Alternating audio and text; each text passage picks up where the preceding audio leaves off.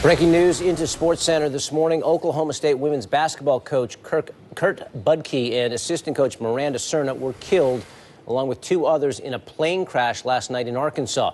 Budke and Serna were traveling on a recruiting trip. There were no survivors in the crash. The two others who died, including the pilot, were not affiliated with the university. Here's more on Budke, who was 50 years old, began his head coaching career back in 1991 at Allen County Community College, a two-time NJCAA Coach of the Year, youngest coach inducted into the NJCAA Hall of Fame.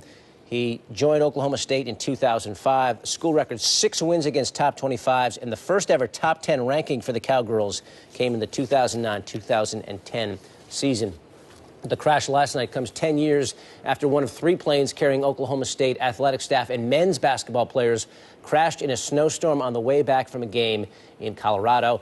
10 people were killed when that plane went down in Byers, Colorado on January 27th, 2001. We're joined now by our college basketball analyst, Doug Gottlieb, who, of course, is an Oklahoma State alumnus. Doug, first of all, what can you tell us about Kurt Budke? A very good coach and a better person. You know, he took over an Oklahoma State program that in the previous year hadn't won a conference game, and immediately they became successful. But it wasn't success in which anyone else felt threatened by because of how well respected he was within the athletic department and within Stillwater's community, of course. Miranda Serna, the assistant coach who was with him, had been alongside during his 5-year tenure at Louisiana Tech. But this is more, David, as all the stories throughout this week, it's more than just about wins and losses. It's about people, and Oklahoma State lost 2 tremendous people, and, of course, the death of the other 2, including the pilot, they will be missed as well. But he's a good man. He's a very good coach and an even better man.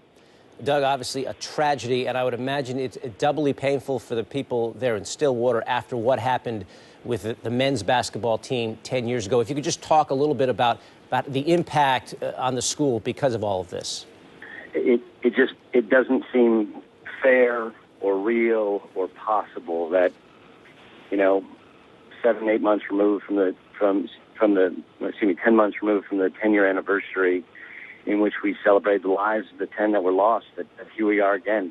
Doesn't seem right that it should happen to anyone, let alone the same university, but it has. And, in times of tragedy, I think Oklahomans show great fortitude and great respect for one another. I've spoken with people from the University of Oklahoma as well as Oklahoma State, many of my teammates, my coaches, the Sutton family, and we're all just stunned and saddened and shocked. And that was a plane crash that rocked the university to its core, and this one will do no less. I mean, in a time in which a football program that's never seen this type of success is within 2 games of playing for a national championship, all that pales in comparison to losing other Cowboys, losing other people that are part of the family.